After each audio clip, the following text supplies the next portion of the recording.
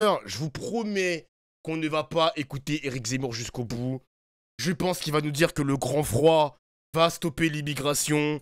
Les Algériens ne vont pas venir en France parce qu'il fait moins 8000. Il n'y aura pas de Noirs d'Afrique.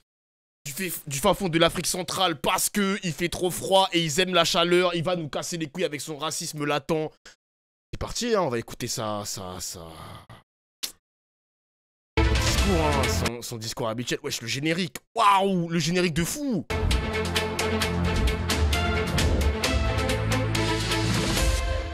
Bienvenue dans l'événement du dimanche, ravi de vous retrouver pour cette toute nouvelle émission de l'année 2024. Très belle année à tous. Notre premier invité pour cette première émission de l'année, Éric Zemmour, bonjour. Bonjour. Merci d'avoir accepté notre invitation. Putain de président merde. du parti Reconquête, ancien candidat à la présidentielle. 1 heure d'entretien avec à mes côtés pour vous interroger. Sans moi les 1 heure, Nicolas hein, Domenech, sans moi. bonjour. Bonjour. Et François Langlais pour la partie économique notamment. Une émission, je vous le rappelle, à suivre également en direct sur tous les réseaux sociaux. Ok, merci. Allez, première question. Et d'entre eux, l'actualité, les rumeurs d'un probable remaniement continuent de planer au-dessus du gouvernement. Au centre des interrogations, la question du maintien ou pas d'Elisabeth Borne, la première ministre, alors que fuitent déjà d'éventuels prétendants pour la remplacer. Alors, première question, selon vous, Elisabeth Borne doit-elle partir ou à l'inverse, peut-elle rester ? Je vais vous dire la vérité, je n'arrive pas à m'intéresser à ce sujet. Je vois bien que ça On sait, c'est quoi ton sujet? On sait t'es intéressé par quoi, petit vicieux? On le sait. vite. Vous regardez ça un peu de près, quand même. Je regarde bien sûr, mais vous savez, je vais vous dire, à chaque fois que Emmanuel Macron est en difficulté, il remanie le gouvernement. Alors, ou ça, il change de Premier ministre, ou il change... Alors, on a bien compris maintenant la technique, c'est il passe de droite à gauche ou de gauche à droite. Alors, rien que pour le second mandat, il est d'abord passé de droite à gauche, et puis maintenant, il est passé de gauche à droite. Bon, bah peut-être que là, il va repasser de droite à gauche, mais vous savez, il tourne, et puis... Les noms de Sébastien Lecornu, les noms de Gabriel Attal ou encore de Julien de Normandie circulent. Je vous dis, vous savez, si vous changez le en même temps tous les jours, bah, vous revenez au en même temps. Ça, c'est la malédiction d'Emmanuel Macron. Selon vous, qu'est-ce que ça dit sur la suite du quinquennat, c'est-à-dire sur les 3 ans qui restent à venir, ce remaniement, Il reste cette 3 ans. nécessité de relancer de façon régulière le quinquennat? Si vous voulez, on a bien compris que Emmanuel Macron était handicapé par le fait d'avoir une majorité relative, même si on sait bien, vous et moi, que la Constitution de la Ve République, en vérité, a été faite pour pallier justement aux majorités relatives qui étaient classiques auparavant. Bon, bah voilà, donc à chaque fois qu'il a une difficulté, je vous dis, franchement, on va pas passer 3 heures là-dessus parce que j'estime que c'est sans grand intérêt. Ça serait un non-événement selon vous? Pour moi, ça va être un non-événement parce que, je vous dis encore une fois, il passe de gauche à droite, de droite à gauche, mais le pendule de l'hypnotiseur n'endort plus personne, quoi. Il ne fait plus illusion. Ne passons pas des heures, mais Le pendule de l'hypnotiseur, putain. malgré tout, quand même, Nicolas, sur Oui, une quand dernière même, question à sur le votre sujet. place, Jordan Bardella, lui, voyait plus loin, imaginait une dissolution et même sa présence, sa nomination à Matignon. Merci, ça a Raël Ry, une pour le sub. crédibilité Jure, un pour nouveau vous? sub. Première question. Non. Non. Alors, cependant, si ça arrivait qu'il vous proposait de faire partie de son gouvernement, ça serait quelque chose d'envisageable. Voilà, je suis pas dans ces hypothèses.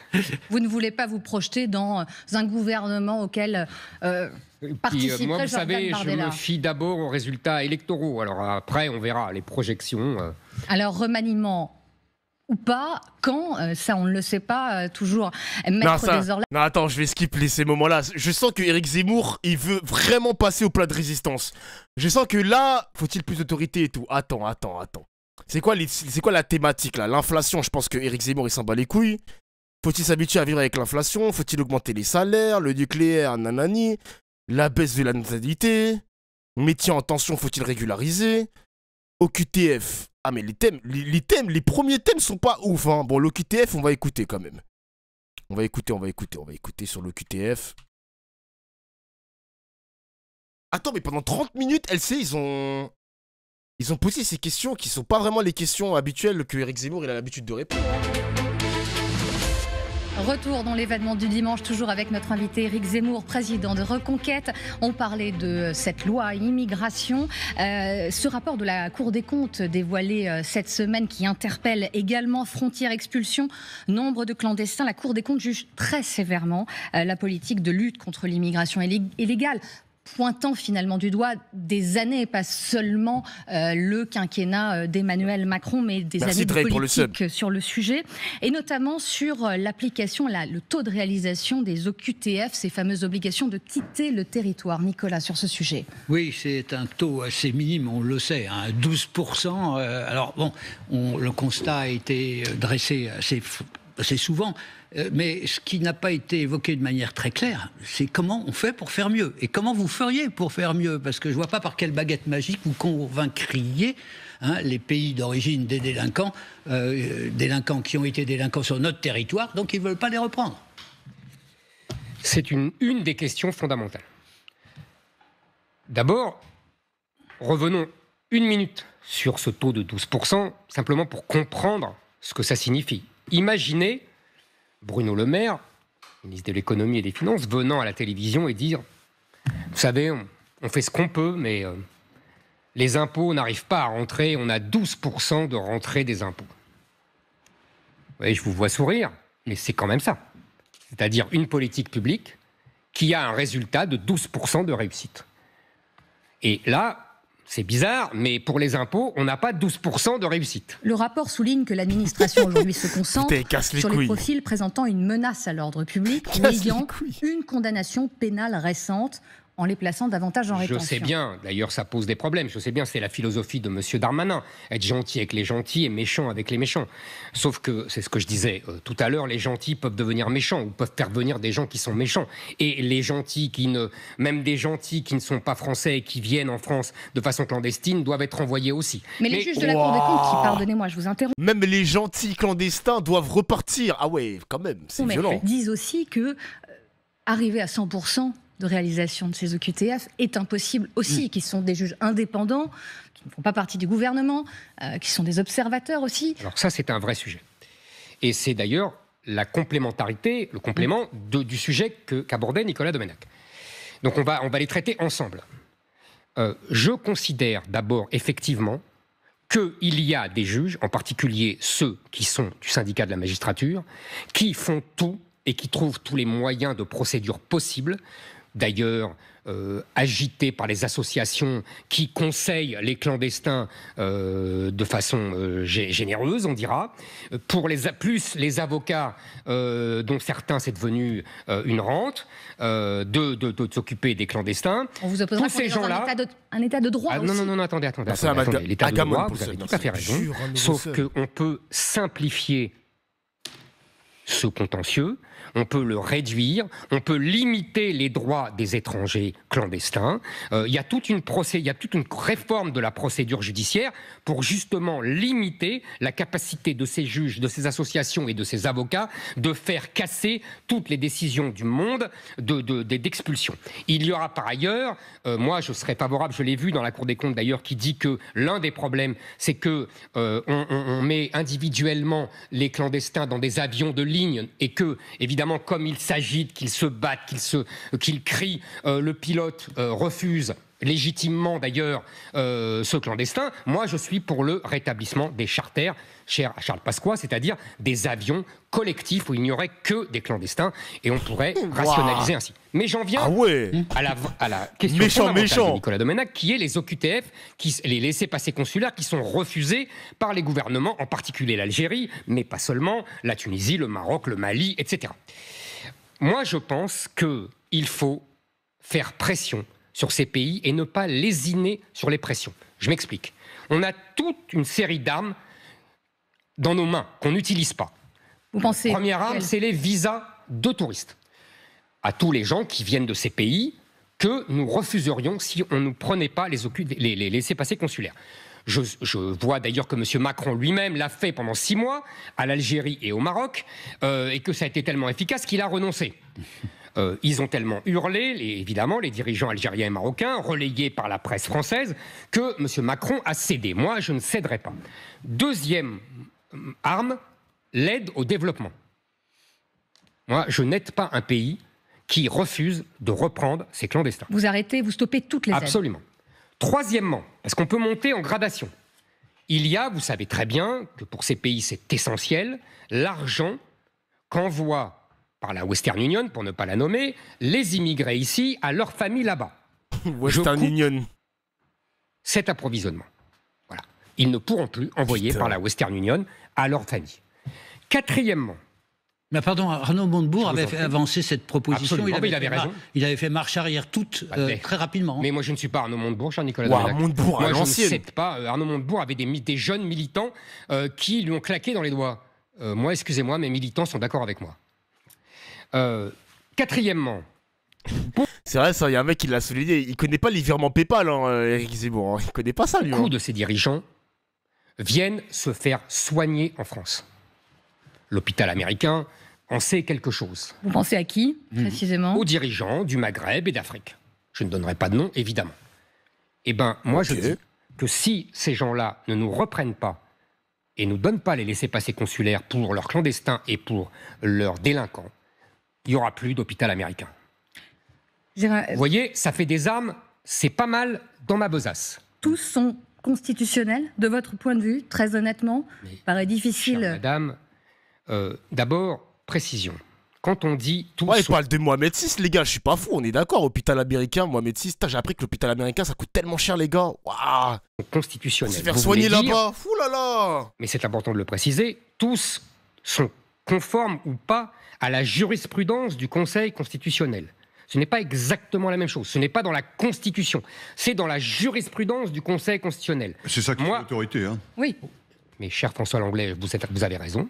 Mais nous en arrivons à notre sujet plus large sur l'immigration et la loi immigration, qui est que c'est pour cela qu'on ne peut plus, si vous voulez, régler la question de l'immigration en passant par une simple loi qui est soumise au Conseil constitutionnel. Parce qu'en vérité, la politique migratoire n'est plus dans la main de l'État depuis belle lurette, elle est dans la main des migrants et des immigrés eux-mêmes qui sont ici et qui protégés par les juges, et en particulier le Conseil constitutionnel de leurs droits dits universels, font et défont la politique migratoire de la France. Pour reprendre en main la politique migratoire de la France, il faut un référendum.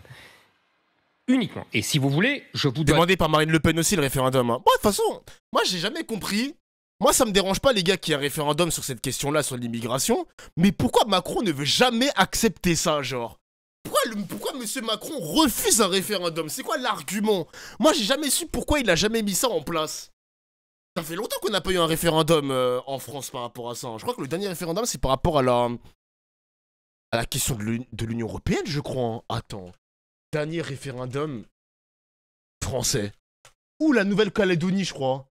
Le référendum français sur le traité établissant une constitution pour l'Europe. Ouais, c'était en 2005. Ça fait presque 20 ans qu'on n'a pas eu un référendum en France. 20 ans, les amis. Putain. 20 ans, ma gueule.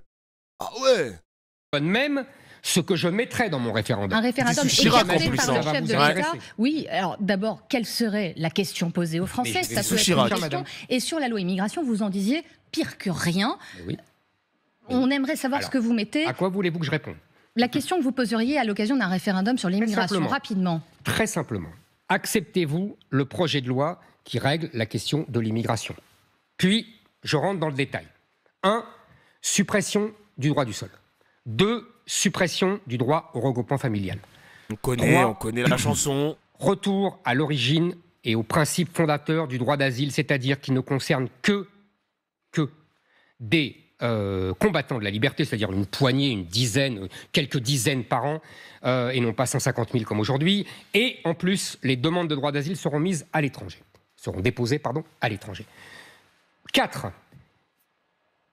Nous exigerons des gens qui viennent de pays à risque, ceux que j'ai cités tout à l'heure, une caution à l'entrée sur le territoire en tant que touriste de 10 000 €, qui ne leur sera rendue quand ils repartiront. Ah ouais. Nous réduirons à quasiment rien, sauf quelques C'est produits. réduire à rien Attendez, le droit d'asile. Aujourd'hui, Pardon, qui peut avoir 10 000 € sur un compte en Mais il ne banque viendra- Il me semble, les gars, qu'on a déjà répondu à cette question. En Allemagne, ils font la même chose, je crois. Pour la question étudiante, les étudiants étrangers qui viennent en Allemagne doivent déposer une caution pour pouvoir étudier en Allemagne. Il me semble que ça se passe comme ça. Une caution, what the fuck? Pour les touristes, il a dit, hein. Ok. En France, c'est pas grave. Ça ne me dérange pas. Mais vous Attends, il a dit quoi? Qu'il ne leur sera rendu quand ils repartiront.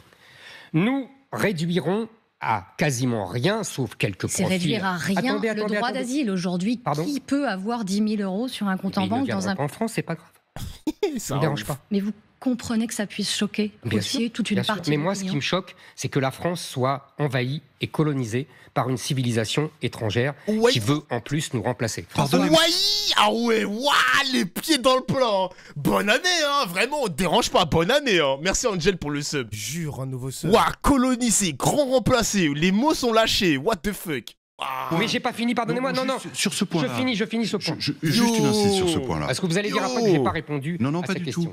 Je voudrais parler Colonisé. d'Ukraine et des réfugiés ukrainiens. Parce que, au fond, une situation internationale se présente. Les Ukrainiens, certains d'entre eux, veulent justement quitter leur pays pour des raisons tout à fait compréhensibles. Ils arrivent en France notamment. On vous avait posé la question il y a Il 18 mois, sourit. vous avez dit non, on les a. Il riait. Vous le voyez sourire. Là, il sait qu'il a la réponse. Il sait qu'il a la réponse face au crâne d'œuf calvitie. Il le sait, Zemmour, il le sait. C'est ça qui nous a coûté cher. Putain. Parce que vous êtes allé à rebours d'une opinion publique qui disait il faut Mais- aider les Ukrainiens. Cher François Longley, d'abord, nous les avons aidés, tout le Don monde les a Jinjao. aidés. Oui, Et- ma question portait plus sur Oui, le j'ai fond. compris, j'ai Est-ce compris. que, pour Moi, je reprendre la question pense de Marie, que est-ce que vous n'êtes pas à rebours Mais- de l'opinion publique sur une partie de vos propositions qui serait de renoncer à quelque chose qui est fondateur D'abord- de l'identité française? Et de nos D'abord, valeurs ce n'est pas républicaines. fondateur de l'identité française. Merci Et je vais pour répondre à le votre sub. question. Jure, D'abord, je un nouveau pense, sub. moi, contrairement à d'autres, manifestement, que le rôle d'un homme politique, voire d'un homme d'État, c'est pas forcément de suivre l'opinion dans ses foucades. Et je comprends très bien qu'une opinion peut être attendrie légitimement par C'est juste de des l'émotion. réfugiés, etc., par l'émotion. Je pense que le rôle d'un homme politique et d'un homme d'État, c'est d'expliquer aux Français, ils le comprennent ou ils ne le comprennent pas après. C'est au moins, j'ai pris mon risque. Ils ne l'ont pas compris. Ils ne l'ont pas compris, très bien, ils ne l'ont pas compris. Aujourd'hui, je pense qu'ils le comprennent. Et les Ukrainiens étaient des Européens, des chrétiens. La vérité, c'est qu'à part les Ukrainiens, ça Merci, concerne Carbo, mon surtout gars. des populations musulmanes. Et que moi, je dis que Vous faites il y a... Oui, je fais la différence. entre les chrétiens Ah, et je les fais- musulmans je- pour le droit d'asile. Ah, je fais tout à fait la différence. Mais ce qui est Wesh. extraordinaire, Je pardon, fais Éric tout à fait Zemmour, la différence, pardon. Pourquoi? Attends, pourquoi il fait une différence? Donnez-moi parce que je pense qu'aujourd'hui, nous avons une civilisation musulmane qui est à l'offensive et qui est en train de nous coloniser. Donc je veux arrêter la colonisation et libérer la France de cette colonisation. Mais je n'ai pas fini, pardonnez-moi, et j'en ai pour 2 minutes. Attends, mais là, 2024 vient de commencer. Là, on parle de colonisation. Là, il n'y a plus de grands remplacements. L'islam est un problème. Les musulmans sont un problème. Il dit, les musulmans sont en train de nous coloniser. Les gars, c'est le nouveau mot maintenant. Excusez-moi, hein, c'est le nouveau mot à la mode. Hein. Pardon, hein, monsieur, pardon. Voilà, c'est dingue, hein. Yo. Parce que, pas plus. Hein. Pas plus. pas plus, promis. Il faut que... Mais simplement, je continue avec mon droit d'asile, je continue avec mes 10 000 euros de caution. Il faut également supprimer toutes les allocations sociales données aux étrangers. La France n'est pas la CAF du monde entier. Donc AME, allocation logement, etc. Il faut absolument rendre beaucoup plus... Pour poser la question sur la justice. Il faut absolument rendre, si vous voulez, aggraver les peines pénales pour les passeurs et pour les associations qui les soutiennent. Il y a un mec qui a posé une bonne question quand même. Hein. Il dit quoi de la colonisation de la Palestine par Israël? Pourquoi il n'y a pas un journaliste comme toi, mon gars? Pourquoi il n'y a pas un journaliste sur le plateau qui puisse poser ce genre de questions à monsieur Éric Zemmour? C'est un baiser, hein. Je te Il jure. faut enfin renvoyer tous les étrangers fichés, Ah, fiché. délinquants, criminels, chômeurs de longue durée et les binationaux, délinquants et criminels. Et enfin, j'en ai fini avec mon projet de loi référendaire, mettre un terme au mécanisme des mineurs isolés, qui sont pour la plupart ni mineurs ni isolés. Mais juste un mot quand même. Ce qui est étonnant, c'est que quand vous parlez de colonisation, enfin de submersion, vous avez une vision vraiment faiblarde de la France, enfin comme si elle était incapable d'intégrer si elle s'en donnait les moyens. Je veux dire, nous serions colonisés, dites-vous. Je veux dire, la France c'est un grand fort. pays, vous le dites vous-même. Donc quand même, on peut résister à des offensives, fussent-elles virulentes. Cher Nicolas Domenac, comment vous dire cela? je n'ai pas une vision faiblarde de la France, j'essaye d'avoir une vision historique. Et je pense que, comme disent les Américains depuis longtemps, la démographie, c'est le destin. Quand vous avez une Afrique qui est à 1,5 milliard d'habitants et qui faisait 100 millions d'habitants en 1900, je vous le rappelle, 100 millions en 1900, 1,5 milliard aujourd'hui, 2,5 milliards en 2050, et que vous avez la moitié de cette population qui est en moins de 25 ans. Les gars, j'ai vu une vidéo Starful là, la vidéo elle fait peur. Les gars, vous avez vu la fameuse vidéo? Bon, ça a été partagé par l'extrême droite, mais la vidéo, je crois, elle est assez authentique. De 2 Africains violeurs qui expliquent pourquoi ils violent des meufs. C'est dinguerie, les gars, le dialogue. Le dialogue entre le journaliste et les violeurs sont lunaires. Ils sont lunaires. Vous avez vu la vidéo? On a tous vu la vidéo. Oh, les gars, je suis choqué, wesh.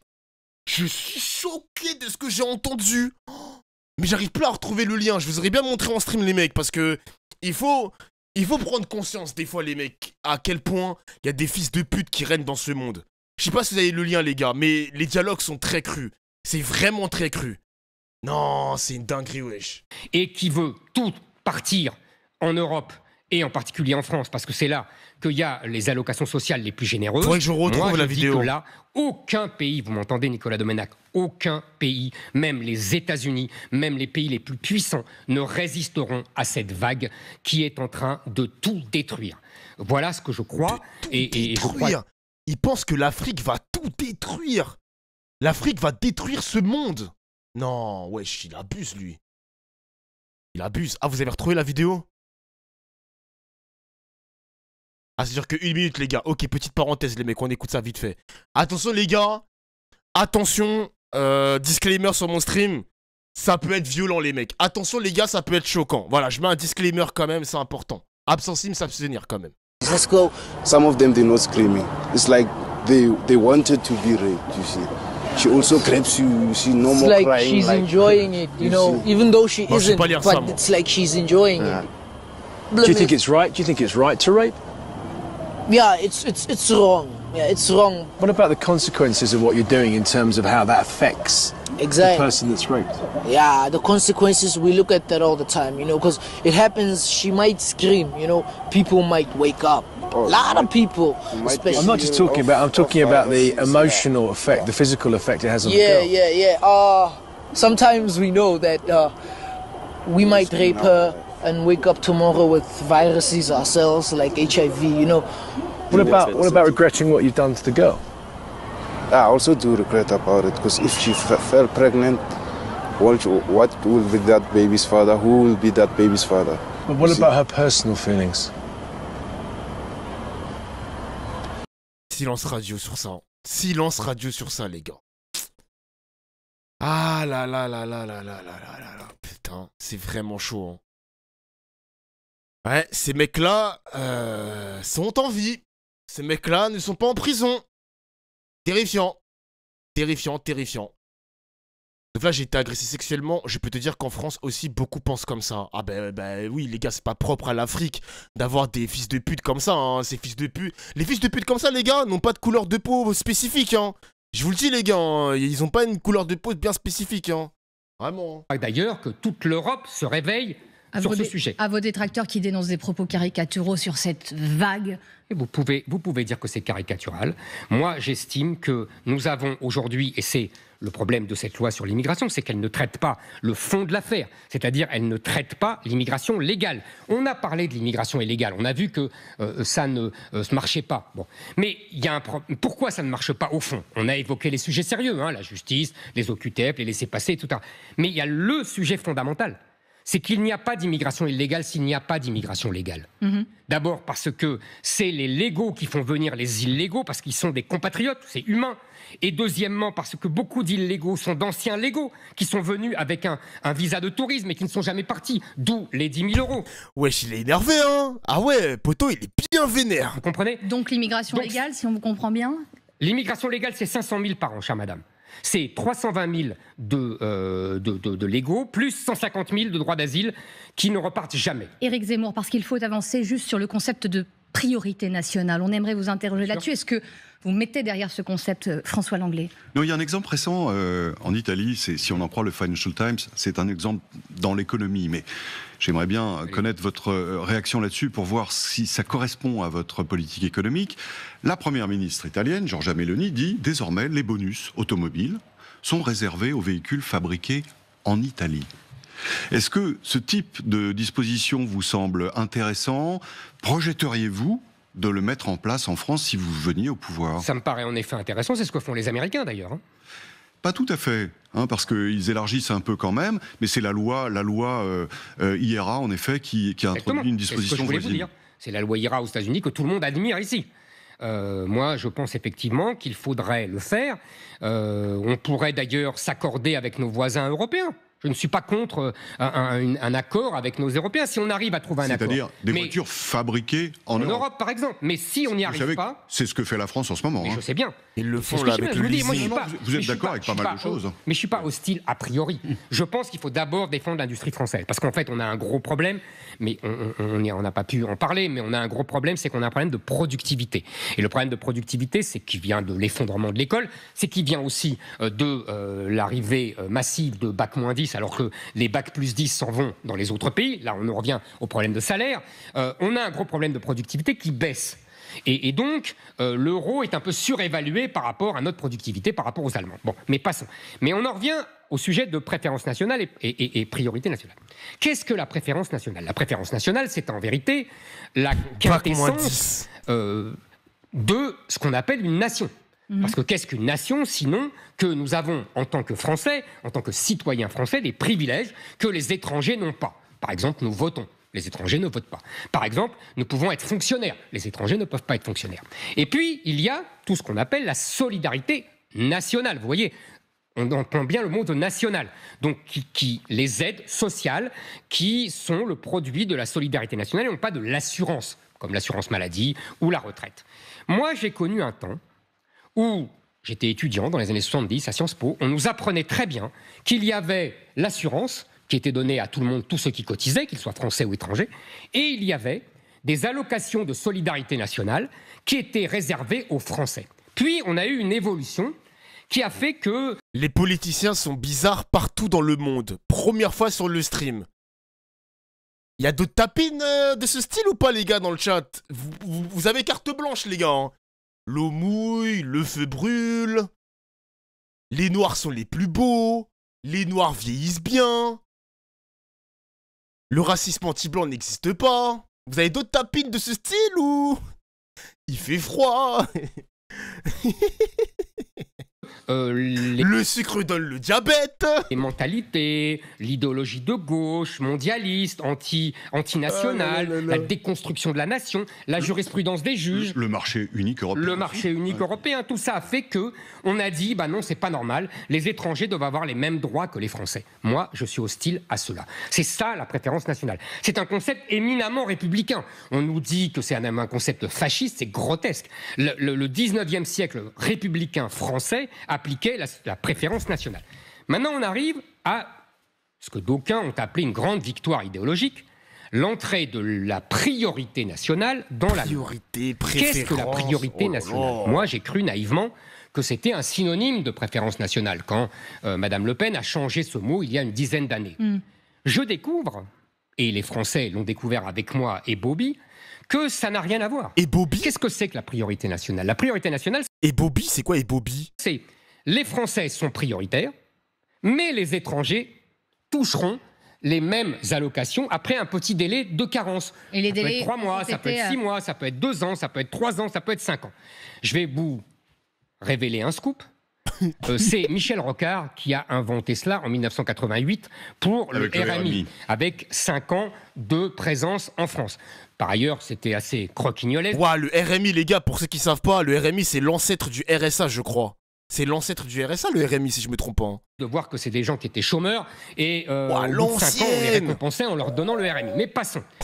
Donc, en vérité, cette victoire idéologique... L'époque de nos grands frères. ...prétendue du RN, qui aurait, selon Marine Le Pen et selon les médias, inspiré la loi immigration, c'est l'inverse. La vérité, c'est que ce n'est pas LR et la Macronie qui ont imité et qui se sont inspirés du RN, mais c'est le RN qui s'est aligné sur LR et sur la Macronie avec ce concept de priorité nationale qui, je le répète, donne toutes les allocations aux étrangers avec un certain temps de délai. Moi, je finis, je suis pour uniquement la préférence nationale. J'estime qu'un étranger qui nous coûte de l'argent ne doit pas rester en France. Aux États-Unis, si vous êtes chômeur, au bout de 3 mois, vous dégagez. Les États-Unis, justement.